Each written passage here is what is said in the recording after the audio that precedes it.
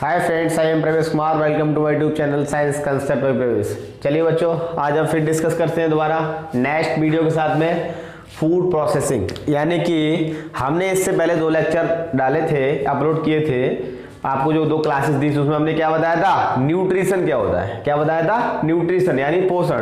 तो पोषण का आपका जो पूरा टॉपिक है वो कंप्लीट हो गया है और आशा है कि जो मैंने आपको क्वेश्चन दिया था ना वो आपने कर लिया होगा। अदरवाइज अगर क्वेश्चन नहीं करोगे ना तो मार्क्स नहीं अचीव कर पाओगे। ठीक है, तो क्वेश्चन आपको जरूर करना है। आज हम क्या पढ़ेंगे, हमने आपको बताया था कि आपको फूड की जरूरत क्यों है। यानी कि आप अगर फूड नहीं लेंगे, यानी कि आप न्यूट्रिशन नहीं करेंगे तो क्या होगा। तो मैंने आपको बताया था आपको क्या होगा, आप यानी कि आप में एनर्जी की कमी हो जाएगी और आप कोई भी काम नहीं कर पाएंगे, यानी कि आपकी बॉडी एक्टिव नहीं रहेगी, है कि नहीं। जो मैं अपना काम कर रहा हूं, मैंने न्यूट्रिशन लिया है ना, तभी तो मैं आपसे इंटरेक्ट कर पा रहा हूं ना, बोल पा रहा हूं, जो भी कुछ काम है ना वो कर पा रहा हूं। क्यों कर पा रहा हूं, क्योंकि मेरे अंदर क्या है, एनर्जी है। क्या है, एनर्जी। वो एनर्जी मुझे कहां से मिली, न्यूट्रिशन यानी कि पोषण से मिली है। कहां से मिली है, पोषण से। तो चलिए आज हम उसी को देखते हैं कि पोषण तो हमने कर लिया, बट पोषण से एनर्जी तक। ठीक है, पोषण से एनर्जी तक। तो आज हम क्या डिस्कस करेंगे, पोषण से एनर्जी तक। तो पोषण तो हमने कंप्लीट हो गया, हमारा टॉपिक पोषण वाला है ना। तो अब एनर्जी आपको कैसे मिलेगी, तो यहां हम क्या लिख लें भाई,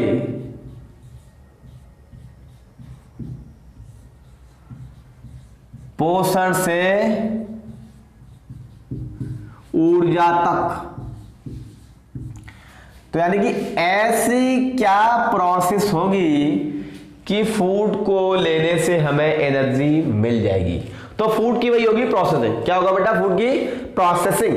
क्या होगी, प्रोसेसिंग। तो प्रोसेसिंग कैसे होगी फूड की, ठीक है, वो हम देख ले रहे हैं। यानी कि प्रोसेसिंग ऑफ फूड,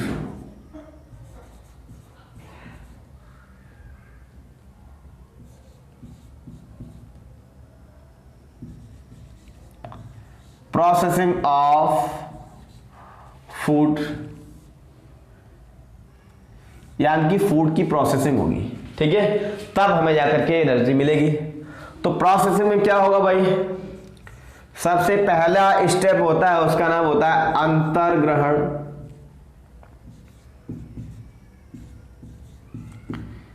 इसको हम बोलते हैं इंजेक्शन।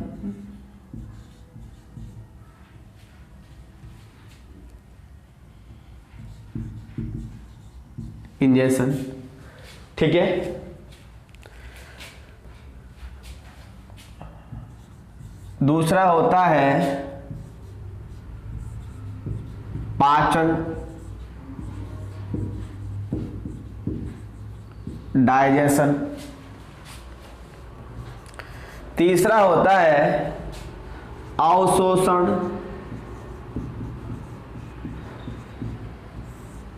अवशोषण।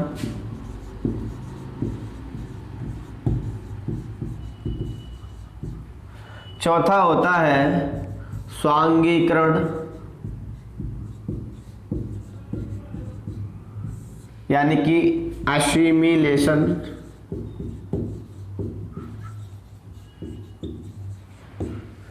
और आपका 5वां पॉइंट है वहिक्षेपण, यानी कि इजेक्शन। ठीक है, ये कंडीशन किसकी है भाई, है ना, ये किसकी है भाई, प्रोसेसिंग ऑफ फूड। यानी कि फूड इतने स्टेप में प्रोसेस होगा। ठीक है, इतने स्टेप में प्रोसेस होने के बाद हमें जाकर के क्या मिल जाएगी, एनर्जी मिल जाएगी। ठीक है, चलो और हम देखते हैं 1 बाय 1 इनका हम डिस्कस करते हैं। ठीक है, अंतर्ग्रहण यानी कि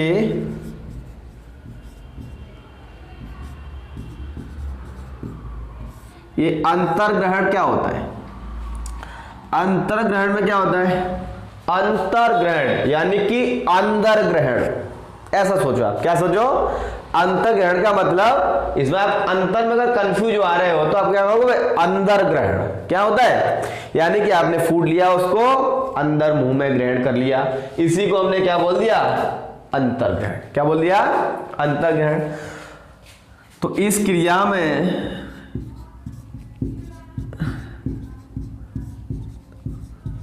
इस क्रिया में जीवों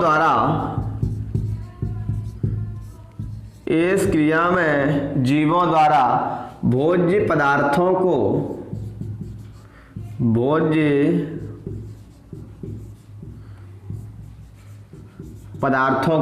क्या किया जाएगा भाई? मुख के द्वारा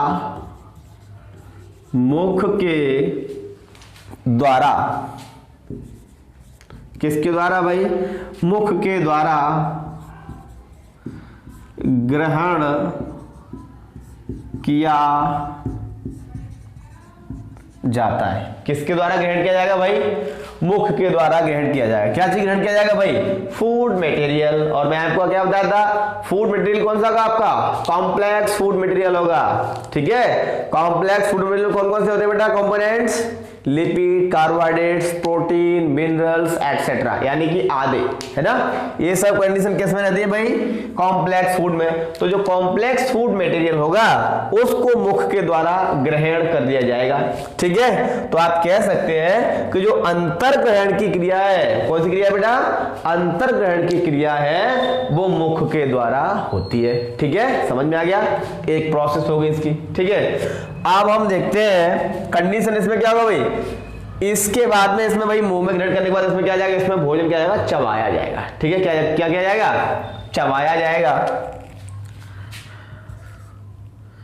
मुख में भोजन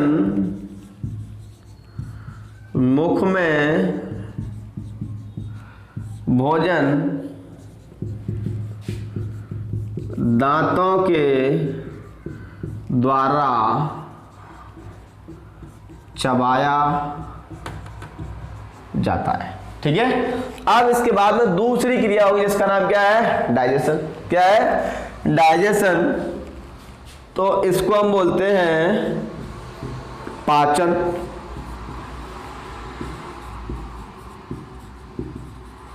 डाइजेशन क्या है भाई?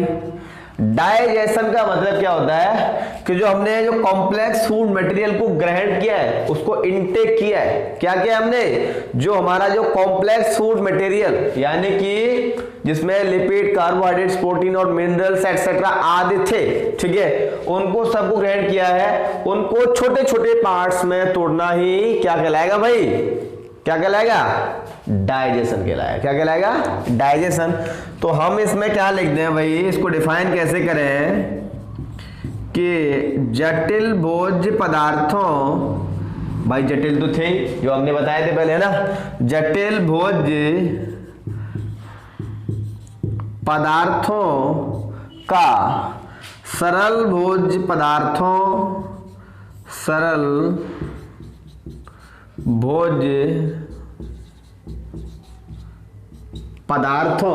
जटिल भोज्य पदार्थों का सरल भोज्य पदार्थों में परिवर्तन ही पाचन कहलाता है। क्या कहलाएगा भाई? जटिल का सरल में। तो आप इसको कैसे लिख सकते हो? सीधी सीधी बात, यानी कि कॉम्प्लेक्स फूड टू सिंपल,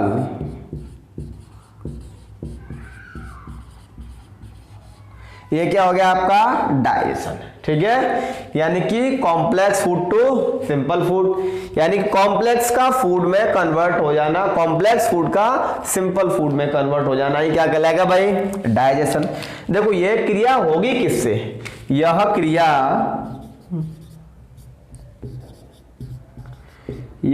कहाँ होगी भाई? आहार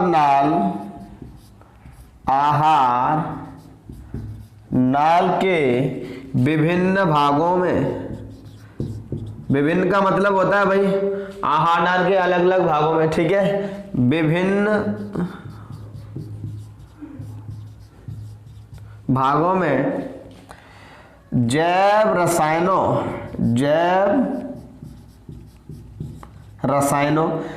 रसायनों मतलब बायोकेमिकल बायोकेमिकल, और उन बायोकेमिकल्स का नाम होगा एंजाइम, जैव रसायनों या एंजाइम, एंजाइम के द्वारा होती है। किसके द्वारा होगी ये पाचन क्रिया? जैव रासायनिक द्वारा। ये बेटा ये ही नहीं कि ये जैव रासायनों के द्वारा होगी, ये क्रिया मैकेनिकली भी हो जाती है, यानी कि भौतिक रूप से भी हो जाती है। जैसे आपके पास एक रोटी थी, क्या थी? रोटी थी, तो रोटी में क्या था? कार्बोहाइड्रेट था, कुछ मिनरल्स भी थे, ठीक है, प्रोटीन भी थी। उसको आपने क्या किया? तो रोटी क्या थी? जटिल थी। उसको आपने क्या किया भाई? दांतों से उसको चबा दिया।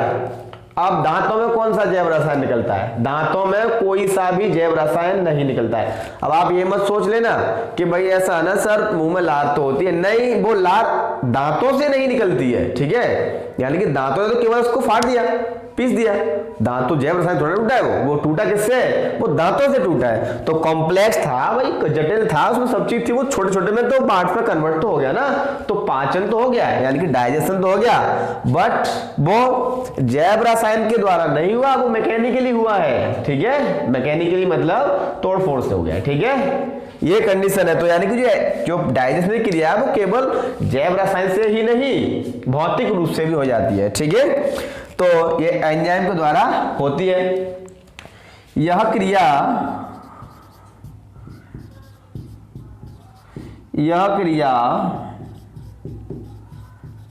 भौतिक रूप से भी होती है। अब कैसे होती है? एग्जाम्पल इसमें लिख लो, दांतों द्वारा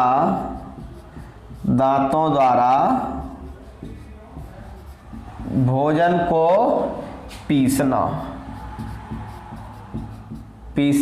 या फिर चबाना, यानी कि दांतों के द्वारा भोजन को पीसना या फिर चबाना, वो क्रिया क्या है भाई? वो भी पाचन है, बट वो किस पाचन में आएगा? भौतिक वाले पाचन में आएगा, उसको हम भौतिक पाचन बोले। क्यों? क्योंकि हमने भाई उसमें कोई सी रसायन के द्वारा तो ना तोड़ा है उसको, समझ में आया? तो ये पाचन की क्रिया होती है। अब कंडीशन इसमें क्या है? आहार नाल में पूरी में पाचन की क्रिया तो हो रही है, ठीक है। अब ये आहार नाल में अलग अलग जगह पर हो रही है, और हरेक जो यानी कि अब जो हरेक जो भोजन का घटक है उसके लिए एक अलग यानी विशिष्ट एंजाइम होता है। यानी कि हम इसमें लिखें कि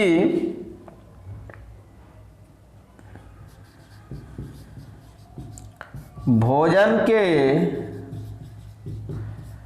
अलग अलग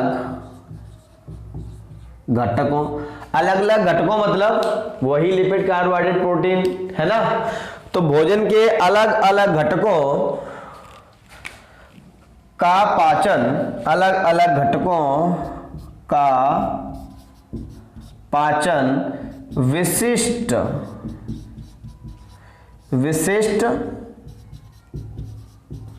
एंजाइम। विशिष्ट एंजाइम का मतलब होता है उसके लिए कि स्पेशल एंजाइम हो, यानी कि जैसे मान लिया शिक्षक विशिष्ट नहीं होते, ये सब्जेक्ट वाला शिक्षक पढ़ाएगा, मैथ्स वाले टीचर मैथ्स ही पढ़ाएंगे, है ना, साइंस वाले टीचर साइंस ही पढ़ाएंगे, एसएसटी वाले टीचर एसएसटी ही पढ़ाएंगे। क्या है इसमें? सब्जेक्ट स्पेसिफिकेशन है। सेम कंडीशन में भी है कि एक फूड कंपोनेंट को डाइजेस्ट करने के लिए, यानी कि एक फूड के एक भोजन के घटक को पचाने के लिए एक विशिष्ट एंजाइम होगा। ऐसा नहीं कि एक ही एंजाइम सबको पचा देगा, वही एंजाइम प्रोटीन को पचा देगा, वही लिपिड को पचा देगा, ऐसा नहीं होगा। प्रोटीन वाला अलग होगा, लिपिड वाला अलग होगा, ठीक है। तो ये क्या है? पाचन, क्या अलग अलग घटकों का पाचन विशिष्ट एंजाइम के द्वारा होता है। समझ में आया? ये कंडीशन किसकी हो गई? पाचन की।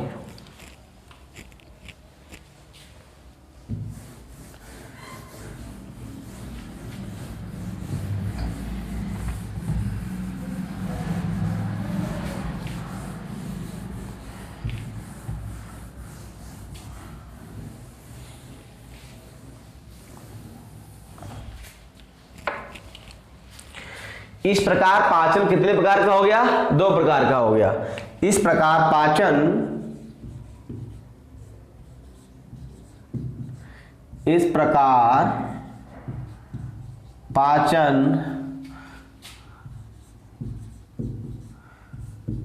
दो प्रकार का होता है। कौन कौन सा भाई हो जाएगा? नंबर 1 भौतिक पाचन, ठीक है, और नंबर 2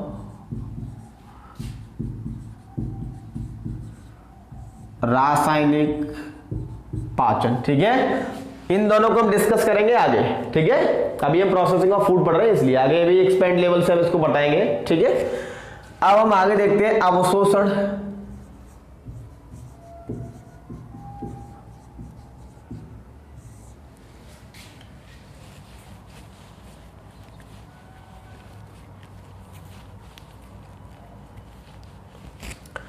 अवशोषण क्या होता है? ऑब्जर्प्शन, पचित भोज्य पदार्थों का पचित यानी कि जो डाइजेस्ट हो चुके हैं, पचित भोज्य पदार्थों का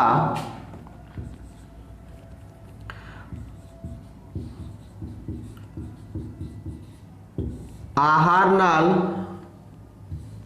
की कोशिकाओं द्वारा, पचित भोज्य पदार्थों का आहार नाल की कोशिकाओं द्वारा अवशोषण। अवशोषण का मतलब होता है उसको यानी कि बहुत ज्यादा सोख लेना, अपने आप में अंदर ग्रहण कर लेना, ठीक है। जैसे आपने वो देखा होगा जो फॉर्म होती नहीं उसको अगर आपने वाटर पे रख दिया तो वाटर को अपनी ओर क्या करेगा, खींच लेगा, ठीक है। तो वही कंडीशन है, आहार नाल की कोशिकाओं द्वारा अवशोषण करना ही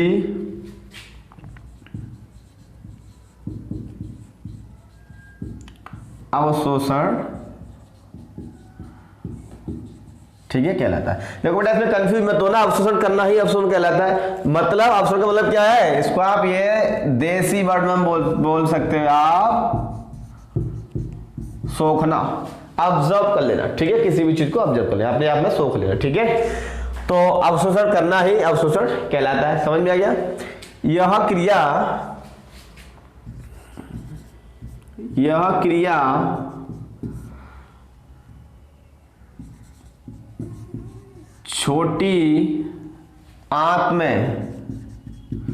छोटी आंत में पाए जाने वाले विलाई के द्वारा होती है। किसके द्वारा होगी? विलाई। यानी कि अवशोषण की क्रिया सबसे ज्यादा कहां पर हो रही है? छोटी आंत में अवशोषण की क्रिया क्या हो रही है? सबसे ज्यादा हो रही है। किसके द्वारा हो रही है? इसके द्वारा हो रही है। किसके द्वारा? विलाई। इसको हम बोलते हैं रसांकुर। क्या बोलते हैं? रसांकुर, ठीक है। इसको हम क्या बोलते हैं? रसांकुर। जैसे कि एग्जांपल ले लो, आपकी जो छोटी आंत है वो ऐसी है, चलो मैं ये चलो छोटी आंत आपकी बना दे रहा हूं। ये छोटी आंत है, चलो ठीक है, हमने इसको ये छोटी आंत हमने बना ली। ये छोटी आंत हो गई। इसमें क्या है? अंदर कुछ ऐसे से ये उंगली नुमा संरचनाएं होती हैं। किसमें है ये भाई? छोटी आंत में उंगली नुमा संरचना होती है। कैसी होती है? उंगली के आकार की होती है।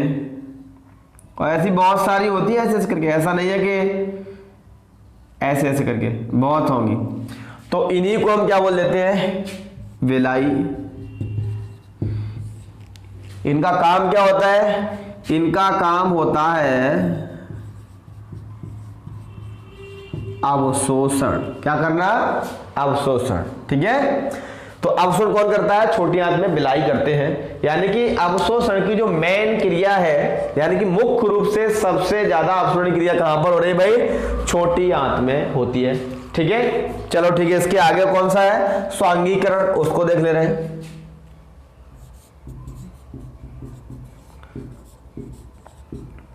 स्वांगीकरण, इसको हम क्या बोलते हैं भाई? एसिमिलेशन। क्या बोलते हैं भाई? एसिमिलेशन। क्या बोल रहे हैं? एसिमिलेशन। अब स्वांगीकरण क्या होता है भाई? स्व और अंगीकरण। अंगीकरण का मतलब अंग में उसको ले जाना, क्या करना? अंगीकरण कर लिया।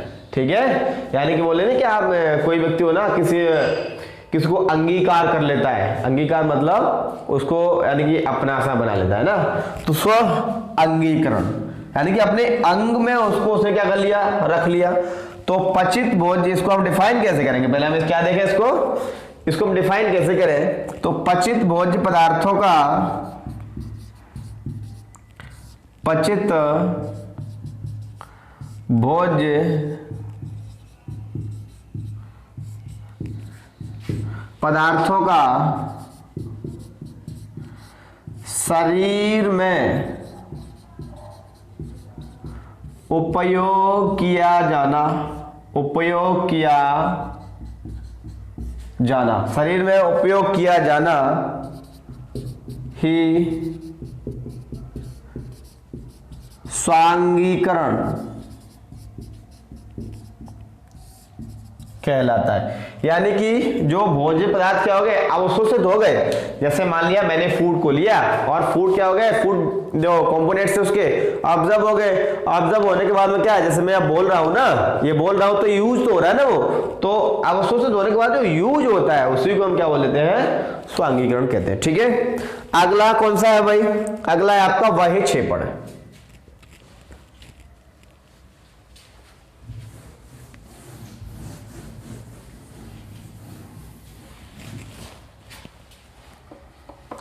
वहिक्षेपण,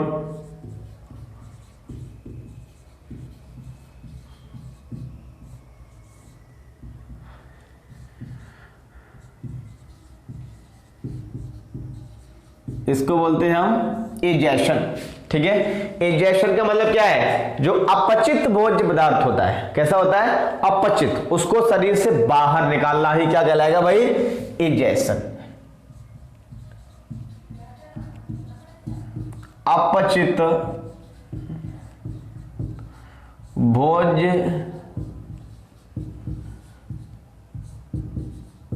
पदार्थों का शरीर से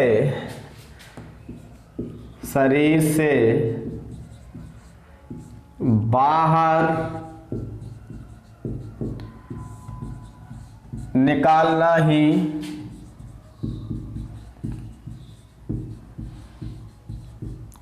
वहिक्षेपण कहलाता है। ठीक है, अपचित को बाहर निकाल दे। ठीक है, यह क्रिया किसके द्वारा होगी? यह क्रिया किसके द्वारा होगी भाई?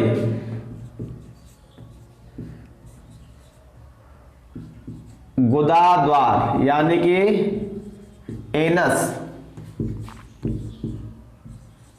के द्वारा होती है। किसके द्वारा होगी? एनस के द्वारा। अब जैसे कि अपचित बोध, ठीक है, इसमें कौन आ जाएगा?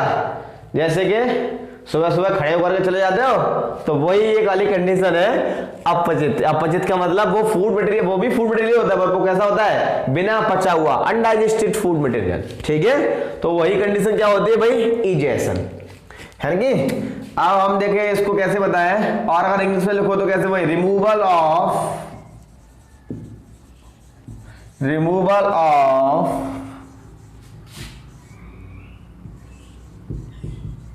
undigested food materials from body, removal of undigested food materials from body that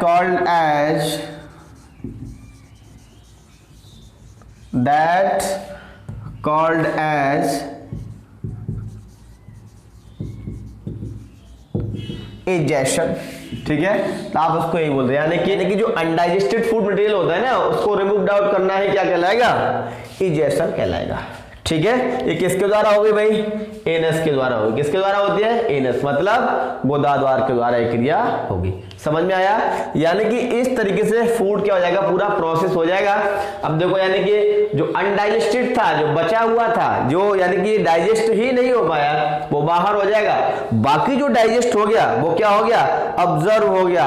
observe होकर सेल में चला गया और हम उसको स्वाइंक्रोन में क्या कर रहे हैं? यूज कर रहे हैं। ठीक है, तो हमने बताया था आपको क्या भाई, न्यूट्रिशन टू एनर्जी तक। आज हम आपको कहां तक लेके आए हैं? पोषण से ऊर्जा तक। यानी कि आपको ऊर्जा मिल चुकी है, आप सबसे ज्यादा ऊर्जा मिल गई, आप कहां लगाओगे? पढ़ाई में सबसे ज्यादा ऊर्जा लगानी। ऐसा नहीं है कहीं मोबाइल ले लिया और वीडियो देखने में लगा दें। ठीक है, वो वाली कंडीशन इसमें है ना। तो यहां पर आप अपनी एनर्जी सही रूप में लगाओगे। क्या करोगे? सही रूप में। आपको जो एनर्जी दिलाई है अभी जस्ट, है ना, तो ये होता है फूड प्रोसेस। पूरा फूड प्रोसेस हो गया। क्लियर है? चलिए, आज के लिए इतना ही काफी, और वीडियो को लाइक और शेयर भी कर देना। ठीक है, बाय बाय।